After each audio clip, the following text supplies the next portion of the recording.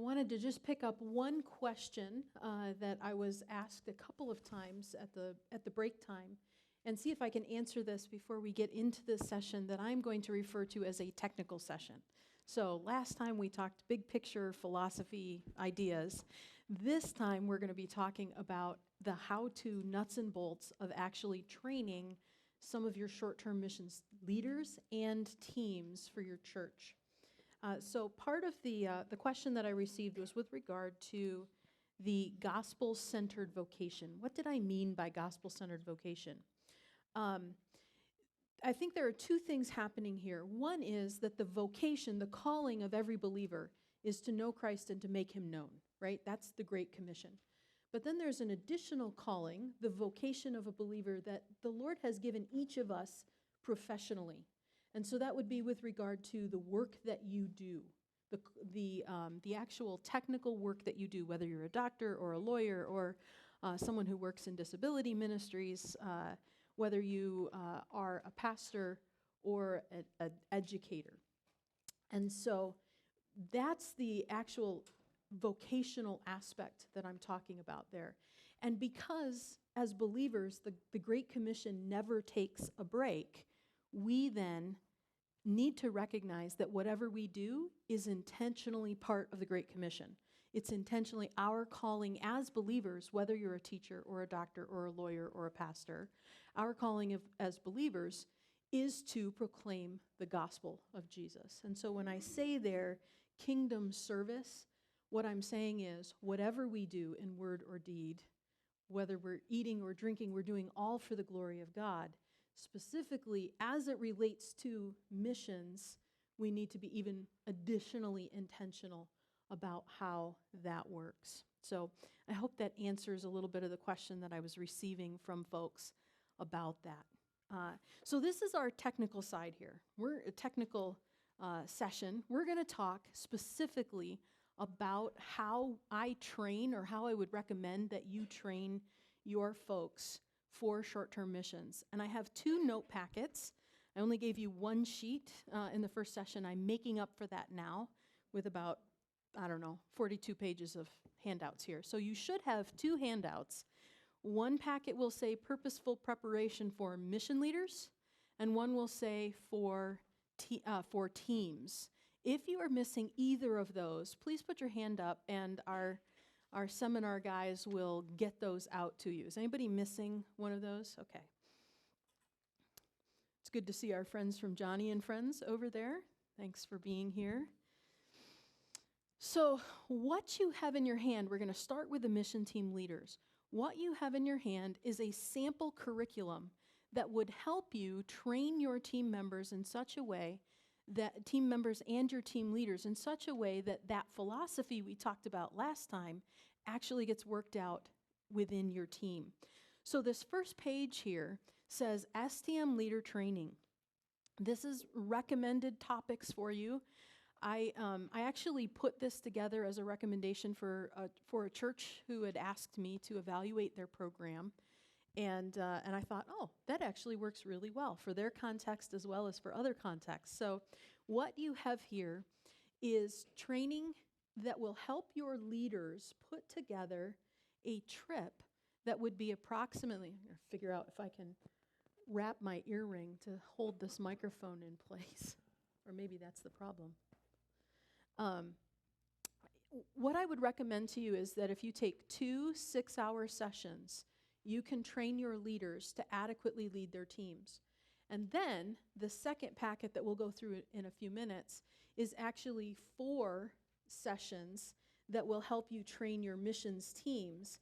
And those sessions are going to be a little bit longer because you have additional information that you want to cover for both your teams and your leaders. And so this first section here, 6 2-hour sessions, and they walk a leader from the point of setting up a trip to figuring out whether or not you need a visa, to figuring out what the cost of the trip is, all the way down to post-field considerations, which would be actually debriefing the team when they return home.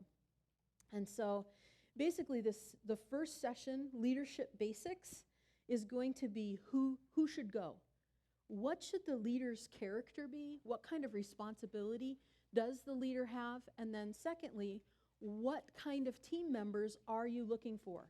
That's all going to come out of the philosophy and of short-term missions there. So who should go? So you've got there the STM philosophy we discussed last time. You also have character and responsibilities. And if you turn to pages 4 and 5, you've got a sheet there that lists out, this is the character that a short-term mission leader should have.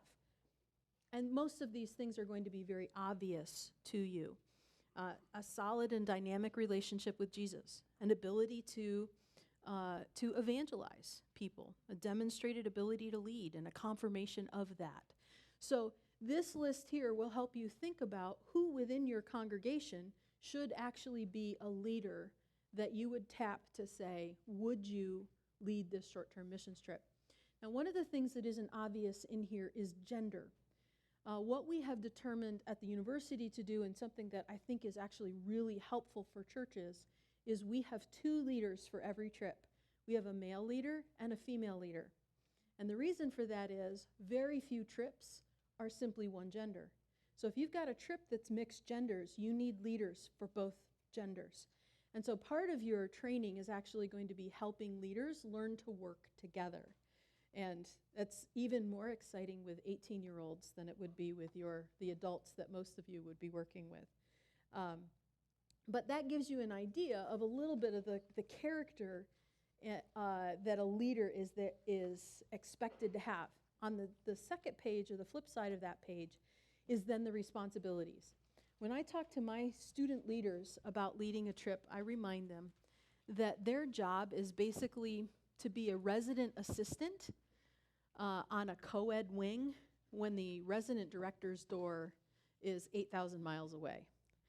But for you, your leaders need to care for the spiritual and logistical concerns of both the team members and the hosts.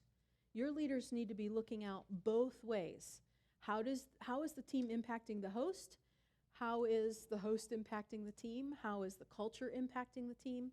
And so the leaders need to be mature individuals who are able to interact well as a shepherd for the folks that are going on these trips. Additionally, if they're logistical wizards, that helps too, right? You like people who have some good skills. And so you want them to be able to communicate well. You want them to be able to be detail-oriented, because they're going to have to figure out visas and flights and different things depending on how you set your trips up. And so you want them to be both a good spiritual leader and a good logistician. And so the remainder of the material that I've given you for these sessions are things that will help a leader actually put together a trip. So for example here, recruiting a team. Here are some things that a leader should consider about recruiting a team. It's a field-driven team. How do you discuss the motivations of potential team members? Should every person who asks, can I go on a trip, go on a trip? Should they all go? One of my former students and former leaders is here. He was a leader for me for a team to Uganda, and he asked the question, how do we work with youth? How would you recommend that youth go on missions trips, or would you recommend that youth go on missions trips? And I believe that there's a way that can happen, but it needs to be after faithfulness is demonstrated in the home church and in the home. Parents ought to be able to say, yeah, my kid does the dishes without being asked, right? A parent ought to be able to say that before you send that child to Uganda for the summer, right? And so, did you do the dishes before I sent you?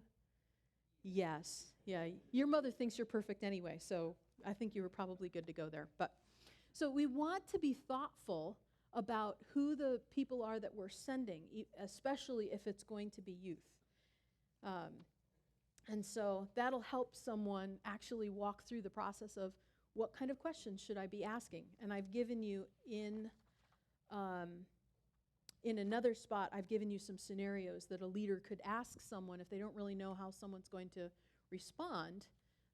We've got some scenarios that you could pose to someone and say, hey, what would you do in this situation if this happened on the field?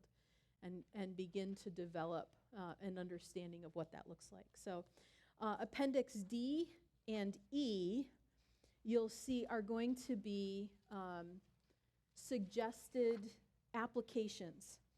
We run all of our logistics through a site called Managed Missions.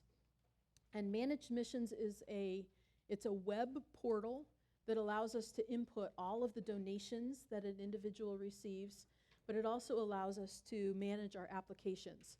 So a student who's interested or a participant who's interested would actually go onto this website, fill out the application, and then their profile is set up through this Managed Missions site. And that is available to you. It'll be on your resource sheet after session 3. But this just gives you an idea of some of the questions that we would ask to determine someone's whether or not they're ready to go on one of these trips. And one of the things that I think is important to point out is that you'll see on the first page there, page 7 of Appendix D, one of the questions is, have you talked with a pastor or elder about participating on a missions trip? Your folks need to be asking for advice from people before they say, I'm going on a missions trip, right? And so there's another question that says, what counsel have you sought regarding going on this missions trip? And so it will help you as a coordinator, as a sender, as a leader, if you know who's talking with this individual or if no one's talking to an individual. If a participant comes to me and says, I want to go on this trip, but I don't have a pastor I can talk to, I want to ask, first question I'm asking is, in what ways are you actually involved in your local church? If you're not involved, perhaps this isn't the year for you to go.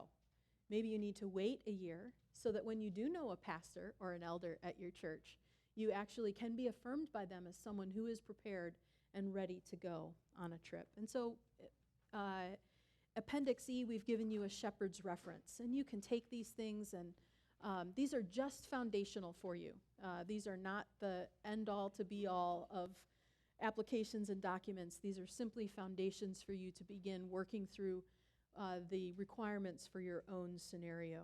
We've also given you in Appendix E there a parent reference form. So if you are working with young people, there are different legalities that are involved, right? So you need to ask parents, do you give permission for your minor child to go on this missions trip? If you don't receive that from a parent, the chances are in our litigious society that some parent is going to object after their kid comes home with malaria and sue you. So the church needs to be careful about these things as well. So we've given you there an interview. Appendix F is ways to interview potential team members, questions to ask them before you say, yes, you can go on a missions trip. These are things that will help you get to know someone. And you'll see there at the bottom, there are 3 scenarios. One of them gets at discernment and leadership and whether or not someone actually will put themselves under authority. One looks at the issue of homesickness or a person's perspective on sacrifice. So there at the bottom of the page it says contact. The hosts have asked you not to bring a cell phone with you. What are you going to do? Our teams go for an average of 6 weeks from the university, and we do not allow our students to take cell phones with them. And so they are given a minimum of 1 hour per week, if internet is reliable and accessible, to make contact at home. For a student that typically spends 6 to 8 hours on a device a day, 1 hour a week begins to be a little bit disheartening to them. So we recognize that these questions help to get at a little bit of our understanding of how much they're willing to sacrifice. The next page, Appendix G, we've given you budget planning. And let me just read to you a little bit about this, because I think this is helpful for people. We went to a new process at the institution a few years ago, and it's actually worked out really wonderfully. We used to do all of the budget planning and figure out, okay, this trip is going to cost $2,322. And then we would tell the students, you need to raise $3,222. And so as I was talking with students about what trips they were going on, they would say things to me like, well, I'm a pre-med major, and I really want to go on the medical trip, but it costs $3,000. So I'm going to go on the trip to Costa Rica because it costs $2,000. So that'll save me $1,000. I'm like, wait a second, if you're a pre-med major and you're trying to ask the question, is God leading you into medical missions, don't you think you want to check out the medical missions trip? And so we realized that students were making choices based on how much money they had to raise. So now I do all the budgeting. I don't tell anybody how much the trips cost. And I do an average of all of those trips, and everyone raises the same amount. So this year the amount is $3,200 for a trip that will average 6 weeks. And everyone raises that. Some of those trips cost $4,800, some of those trips will cost $2,200, but no one's making choices based on the price tag. And I would recommend for churches, that actually is something that's a very reasonable thing for you to do. And if more money comes in or less money comes in, you can then adjust based on the actual cost of the trip, individual by individual, but it doesn't prevent people from making wise decisions for what trip they should go with. So basically with our budget planning, I would recommend that you cover all essential costs, which would be room, board, transportation, clean water, and occasional snacks. We tell our students, this does not cover Starbucks every day. It might cover Starbucks if you really want to drink inferior coffee once or twice during the trip, but it doesn't cover it every day. And so we want to work through that with the students so that they understand that we're being wise stewards of the money that people are giving on behalf of their trip. And then we don't want the hosts to incur any expenses while they're with our teams. If our team goes out to dinner, the host is covered if they go with the team. And so we're thoughtful about that as well. Look down at the bottom of that little budget planning process and you'll see sightseeing on there. You'll notice that sightseeing comes after the total of the water and snacks and housing and transportation. What I have been doing for the last 10 years or so has been taking 5% of what the total cost of the trip is, and that's what the team has to do some sightseeing. And then we give them parameters for what that sightseeing looks like. They're going to do things that are not distracting to the local hosts, people who don't have money, perhaps, to do the same thing that the team thinks they're going to do. If you're on a trip that includes zip lining, it's probably not a missions trip, regardless of what it's called, right? So if people in your region are not able to actually do the things that you do while you're sightseeing, maybe you shouldn't do them this time either. And so 5% of a $2,200 trip doesn't give them a lot of money to work with, but it does give them enough money to be able to see something that helps them understand the culture of the region that they're working in. And that's really what we want them to do. So that's just one of the ways we've chosen to figure out how much does it actually cost to send an individual.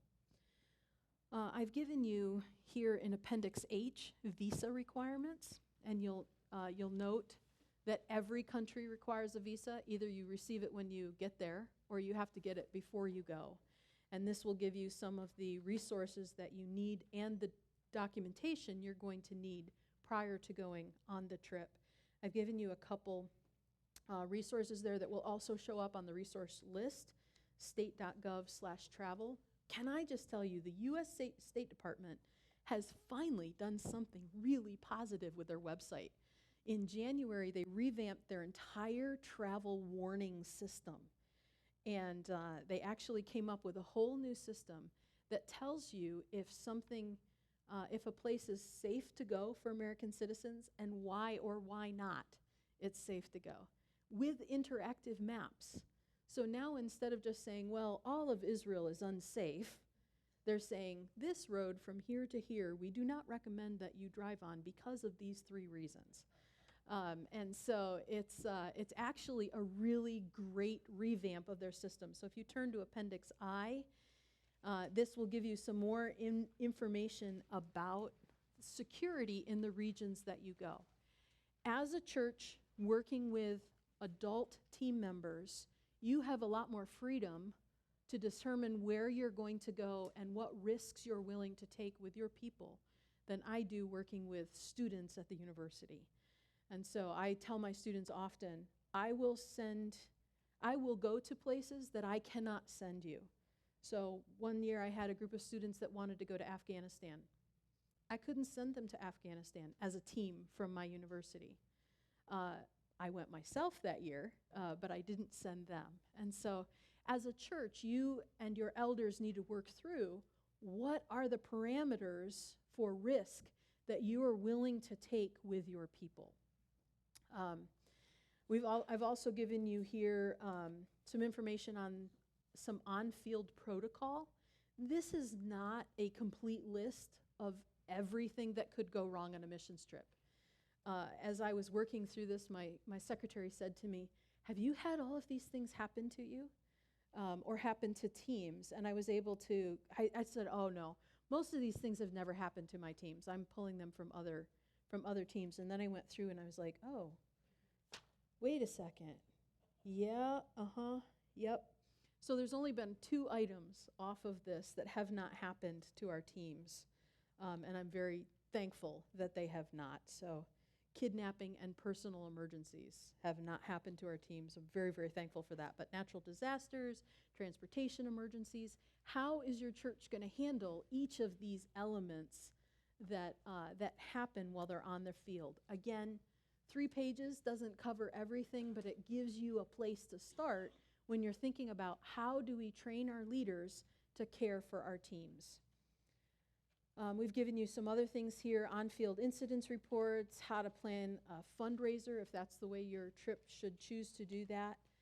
Appendix M is an on-field budget tracking sample that my students every year tell me they can do better. And they often tell me, oh, I can do this on the computer. And then they take their computer with them, they get halfway into their trip and the computer crashes, and then they don't know what they've spent where.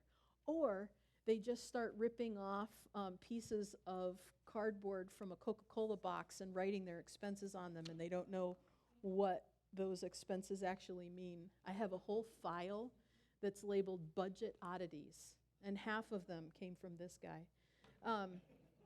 But that's a sample of how that might help your folks keep track of the funds that they've been given to work with. One of the things that is exceptionally critical, if we want to talk about long-term impact of missions teams, is that you need to debrief your team members often, regularly, and on the field, and when you get back from the field, and continuing after you get back from the field. Otherwise, it's just a 2-week vacation, and when you come back, you've got a few good party stories and no long-term impact. But if you continue to talk with your people about what happened, about what they saw, about what they felt, about what they learned about the Lord, about what they learned about the church, those lessons begin to sink a little bit deeper and they begin to infect their lives here. And so one of the ways that you can begin to work with your people is while you're on the field having regular team meetings. And so I've given you here a little bit, a few pointers here of how to put together a team meeting. This can be used both before you go on the trip as well as while you're on the trip. And we recommend to our students that they pick a book of the Bible and they work through this with their team during the entire training time and the time that they're on the field. And every year, it doesn't matter what they pick.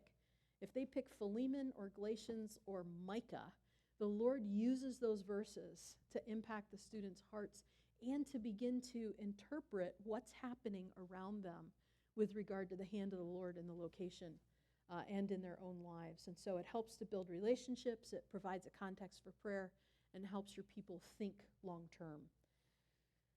Sometimes, this is Appendix O, sometimes your missionary hosts underestimate what you can do as a team, or they overestimate what you can do as a team. And so oftentimes our students will get into a 6-week trip. 3 days into the trip, they have everything done that the missionary had been working all year to write on a list. And then they're like, what are we going to do the rest of the 5.5 weeks that we're here? And so I've put together here some suggestions for recognizing when your team has too much to do, when you get those workaholic missionaries who only need to sleep 3 hours a night, right? And sometimes they expect your team's going to be able to function like that. Or, that's you, right, Darren? Yeah. Or you get the missionaries who say, well, you guys did enough the first couple days you were here, so just, hang out at my house. And, well, here's our videos. I didn't work for 1.5 years to send students to sit in some missionary's house in, outer Mongolia to watch Disney videos, okay? Your church isn't doing that with your people. So when there isn't enough to do, what do you do? When there's too much to do, what do you do? And we've given you some suggestions here to ask those questions.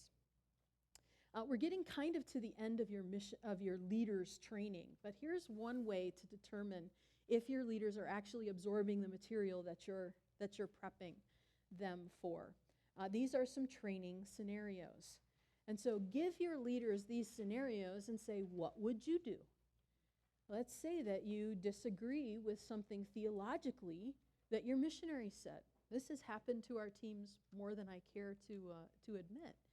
I had teams call one year and say, we got here as a part of a church plant, and our missionaries absolutely do not know the purpose of the church. And so they're just kind of doing this, let's get everybody together and talk about what makes you feel good. They're like, how do we, as a missions team, begin to think through that when we disagree with their entire philosophy of ministry? And so work through that with your missionaries, and that's one of the, or work through that with your team leaders in a way that they're going to respond to that in a godly manner that encourages the missionaries, but also maybe challenges a little bit in the process. And so we've given you some of those scenarios that we go through with our team leaders on a regular basis. Again, very, very common things that your teams are going to face on the field. The next appendix here, Appendix Q, is debrief. These are things that are happening at the end of your trip or right after your team returns home. And I've given you 2 different types of debrief here. One is a collective team debrief. This is what your team would do together on the field before they return home. This could be maybe with the host, and some of the most powerful debriefing that has ever happened with our students is when the missionary host is willing to sit down with the missions team and say, here's some of the things I observe about you. And sometimes it's about the team as a whole, sometimes about them individually. I did this one time. I was working on my internship for my degree in teaching English, and I was teaching in Uzbekistan. And at the end of the time that I was with these missionaries, I asked them, what are some things you observe in my life that would help me be a more effective missionary in the years ahead? And they took me to the woodshed, and it was wonderful. But one of the things that was most helpful to me was that they said, you can live in any culture. It doesn't matter where you are. You'll be totally comfortable. I love food. That's basically why. They said, but what's harder for you is actually working with your coworkers. And we saw these things happen here. And one of the issues was an issue of loyalty. Somebody had made a really foolish decision, and I felt like I had to be loyal to somebody else. And they said, what's going to be most important for you is not where you work, but who you work with. So they said, if you can find somebody who's encouraging to you, who's willing to challenge you, who's willing to listen and dialogue with you, you're going to do great. So look for the people, not the place. And that was just counsel that I got at the end of this time. And that actually is the counsel that the Lord used to bring me to this setting, to the Master's University, because I never in 100,000 years would have chosen to live in Los Angeles County and teach in a United States institution. But because those missionaries said to me, think about the people you're going to work with, And the first phone call I had when they started pursuing me was with Mark Tatlock. Who doesn't want to work with Mark Tatlock, right? And so the Lord used that to actually spark within me an interest in being in Los Angeles, when who would leave Alaska to move to LA? So those debriefs with your teams will be very important for them, not only personally, but also with regard to how you set your teams up and how you interact with your missionaries. It'll be an assessment issue for you, where you're able to ask some of these questions you'll notice in here. For example, say, how would you prepare another team to go into the same country? And think about some ways that maybe you didn't do a good job preparing that. And so your team can actually look at the leaders and say, if I was the leader, this is how I'd do it. And that can be really helpful along the way. So those are just a few of the questions you can ask your teams as a whole, but then you also can give your team members individually questions where they can begin to assess how is the Lord actually using this experience to impact my heart and my understanding and my vocational choices and my lifestyle choices. And so these questions here, I would recommend you ask people to kind of consider as they're returning home. Maybe take a couple weeks to think about them, do some journaling, and then come back together again, maybe a month after your trip, and just start to talk about some of these things. What did you learn about love for the church because of your time on this missions trip? What did that look like? What did you learn about, or what are you glad you didn't know before you went? Right, this is one that always teaches me a lot about where my students were. Or what do you wish you'd known? That gives me another assessment of, I missed that, right? Oftentimes my students will say, I wish I knew that I needed more dress clothes while I was traveling. And I was like, yeah, Southern California, we just don't think about how people dress formally in other settings. And so answering these questions and actually talking about them with my students helps me to determine, I need to add this into my training so that they are able to better serve their missionaries on the field. Okay, yes? What's the maximum number of team members per leader that you've experienced as optimal, males to male? Yes, I would say that is dependent on the field. Some fields have vehicles that only hold 12 people. If you put 2 missionaries and a national partner in it, now you've got space for 9 people. You're always going to have more girls than you are guys. So you're going to end up with probably 4 males and 5 females. That's 12. That's all that fits in a van. Some scenarios are like, well, we've got 2 vehicles that only hold 5 each. So I really rely on what our field tells us is space for that they can take people. So, any other questions on the leaders training? I know that's a fire hose. Yes, sir. On the medical information, yes. When they check that, have you denied anybody on these things? Yes. On the application, there are questions about, do you have the following medical concerns? Yes. We had a girl a number of years ago who wanted to go to a Middle Eastern country where one of the major food choices was going to be bread. It was just bread, bread constantly. She was gluten-free. So when she said she was gluten-free, I had to say, I'm sorry, but I don't think that we can fill your dietary needs while you're in this context. And so we actually looked to see what other options were for her. I said, what's your second choice? She said, Ireland. I'm like, great. Ireland has the highest per capita people with celiac disease of any place in the world. You'll fit right in there. So that was actually the Lord's gift to her in that context. We've had scenarios where sometimes we've looked at team members and we've said, I just don't know if you're going to do well in this place. So we had a student a number of years ago, and the field had come to us and they said, we want people to come in and work in this orphanage of children that have been trafficked, and we need them to have specific skills. And so we had people that could teach computers and English and a number of other scenarios. And this girl had applied, and I'm like, I don't think she's going to have a skill we want to use. And I said, so what are you doing? She said, well, I just don't have any skills. And I said, let's talk about your previous jobs. Oh, I cut hair.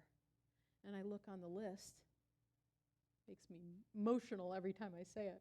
I look on the list, and one of the things the orphanage wanted was somebody to come in and teach their girls to cut hair. So here's this girl who's saying, I don't have anything to offer, and yet the Lord had given her a skill that actually was really, really positive for where they were going. And the Lord challenged me on that, challenged her, and she's serving him today, and I'm excited to see that. One more story like that. I had a girl who's an educator, a primary school teacher, and she felt like God was calling her long-term to a location.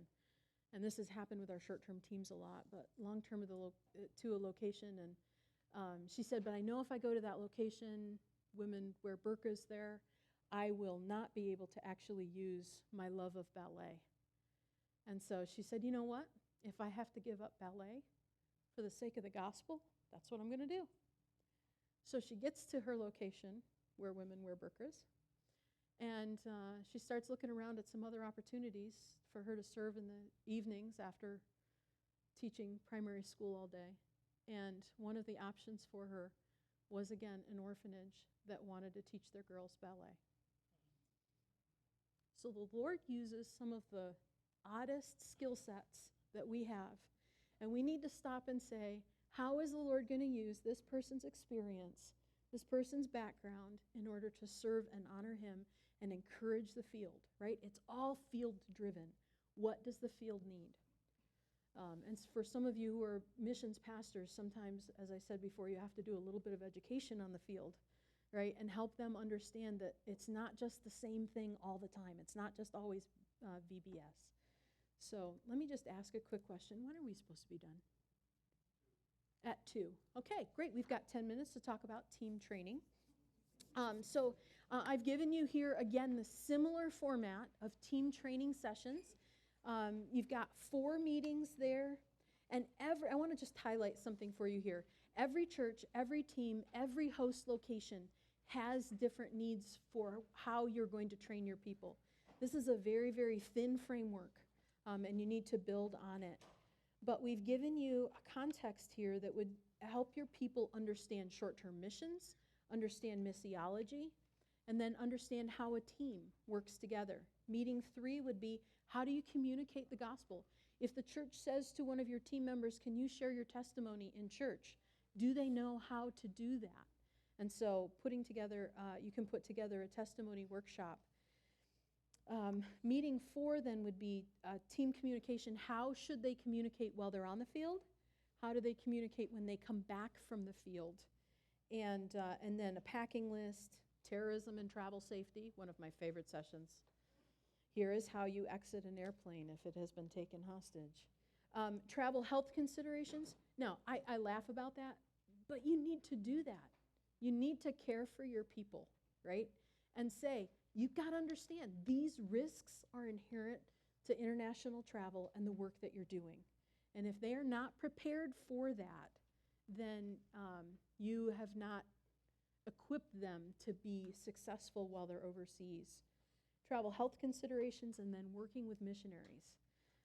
And so those would be your main meetings before you would go. You're probably looking at 3 to 3.5 hours for each of these sessions to be able to accomplish this material. And that's with fire hose, right? That's just a lot of information, a lot of interaction, team members with teams, and maybe a coordinator with everyone together thinking through those things. And then finally, mirroring what we did with the training for the leaders, you've got a post-field debrief with personal reflections and then tips for how to come home well. So let me highlight a few things in here. Some of this will look familiar to you. Appendix B, Dr. Tatlock mentioned to you earlier that one of the things we do is training for peacemaking with our teams. And it is absolutely critical that your teams know how to work together. Because we can say that we have peace with God, but if we don't have peace with man, we lie, right? And so we want to make sure that the gospel is not distracted from by the fact that our students can't work together or our team members can't work together. And so we do very explicit training with them, and then we have them sit down and come up with a team covenant where they're actually thinking through, what are the biblical commitments we have to learn to work together so that the gospel is actually made more obvious by how we work together than it is distracted from. And so we've given you some of the materials there we give to our students. Additionally, we've got some books, some reading that I would recommend for you. You'll see that on that very first page, and then those will also appear on the resource list that I'll give you in session 3. I'm really doing that just to make sure you come back for session 3. Culture and culture shock. This is some material that will help your people get through being on the field. The reality is everybody who ever goes to a country looks around for the first 3 or 4 days and says, this place is great. Love it here, right? But the reality is if they stay just a couple more days, they're going to say, what on earth are these people doing? They have no idea how to run the world. I hate it here, right? And so you want them to be thoughtful about that. So you've got culture and culture shock. Country briefing is a way to help your team members actually study their country systematically. Team communication here will talk about how they can present to their church or to a Sunday school class or a Bible study about their trip, either before they go or when they come back. And then I've given just a little bit of photography tips there, because a picture is sometimes worth 1,000 words. Sometimes it's not worth even putting up on the screen, and so we want to make sure that people can communicate in such a way that it benefits the missionary as well. Packing list and my packing maxims. This whole thing is worth these 4 packing maxims, all right? If you forget it and you can't buy it there, you can live without it, right? That's a packing maxim that most people do not think about when they pack for overseas. And especially when they're packing in such a way that if you're going into a third world developing country, you want to make sure that the amount of things you bring with you do not distract people from the message that you're communicating to them. There's some information about terrorism and hijacking, travel safety, travel health concerns. Many of you will end up in tropical scenarios, which could not be more different from the scenario in which we live now. And so those are ways that your folks can think through, how do I handle bed bugs, right? Or you may need that if you just go to Disneyland. But these are things that can help your team members be aware. And then finally, working with your hosts. How do you care for the folks that you're working with? And in the 3rd session, what I've done is I've asked 3 of my colleagues to come in, and I'm going to be asking them some of these questions. And you can do this with your missionaries when they come home, or you can assign your team members, call a missionary you know and ask a few of these questions. What is it like when a team comes in and you've got teenage kids? What is it like for your teenagers to interact with that missions team? What's ways that those teenagers have not done a good job? Or what's ways that the team members have not actually been helpful to you in raising your kids? How do you want, if a team has disagreements with you, what's the best way for them to communicate those?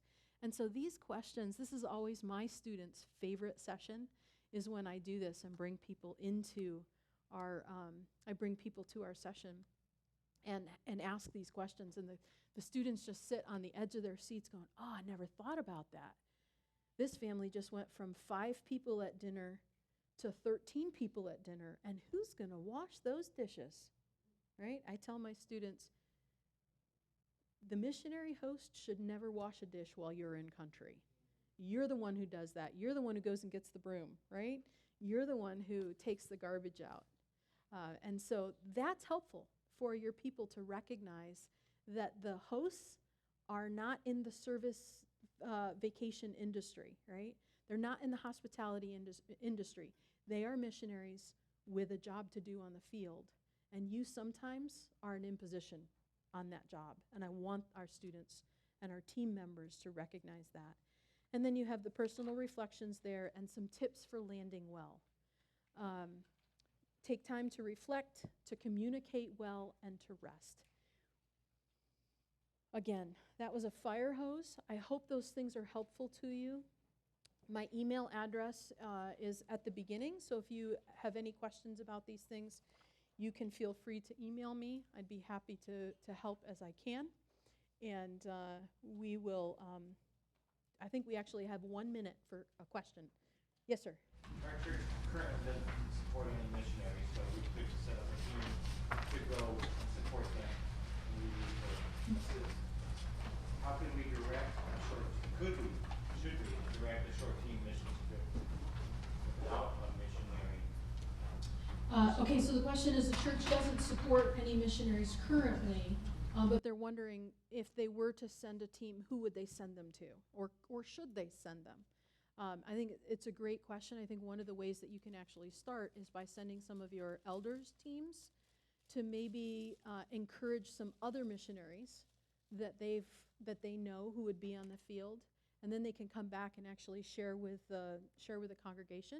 Maybe there's an opportunity for that missionary to say, you know what, I could use some skilled people. I need these people to come in and help. And so it would give you an opportunity to take some of those mature professionals from your congregation and actually get them overseas to be a help to some of the missionaries that you just would know personally. So, yeah, sister church or, yeah. So, time for another one? Yes, sir. You mainly describe a scenario where you're taking people from the United States overseas or farther. Yes, sir. What about missionary experiences within the United States? Cheaper cost, how do you work with that, and which are the pros and cons? That's a great question. And I think this is the same thing if you're sending from another country. Say you have a church in Mexico and you want to send people within Mexico. Much of this training is going to be the same because you're crossing cultural boundaries, right? And so you want to make sure that people have an understanding of what culture is and how to do that. You want your whole congregation to know how to communicate their testimony, right? So those things actually they do cross whether you're talking about overseas or not. The difference becomes whether or not you need a visa, right? So you don't need that visa sheet so much, but you do still need to talk about culture. I was in a session this morning with Pastor Dave, who did the first session, and he said, any church that wants to come and learn how to do Muslim evangelism, my church is willing to serve as a resource for churches to work in Dearborn, which has the largest Muslim population in the United States. And so opportunities like that, I think, are actually really good first steps for people before they would get on a plane and need a passport. So I think it's a wonderful thing to be able to do, but you still have to give them much of the same training. Besides that, I'm Mexican, so it's pretty common to see American churches taking people into Mexico to do all kind of 900,000 Americans a year go into Tijuana. You would think it would be the kingdom of heaven. The question is, how about the cost? We serve to low-income people in America. Are some of them eager and willing to take part of an experience, a cross-cultural experience, but they will never achieve $2,000 for a trip. Right. So then a more local trip can actually be beneficial to the people that you're working with. And so if you get a trip that's close, then you don't have the extra expenses. Feel free to email me some of those questions and I can give you some additional ideas on that. Thank you very much.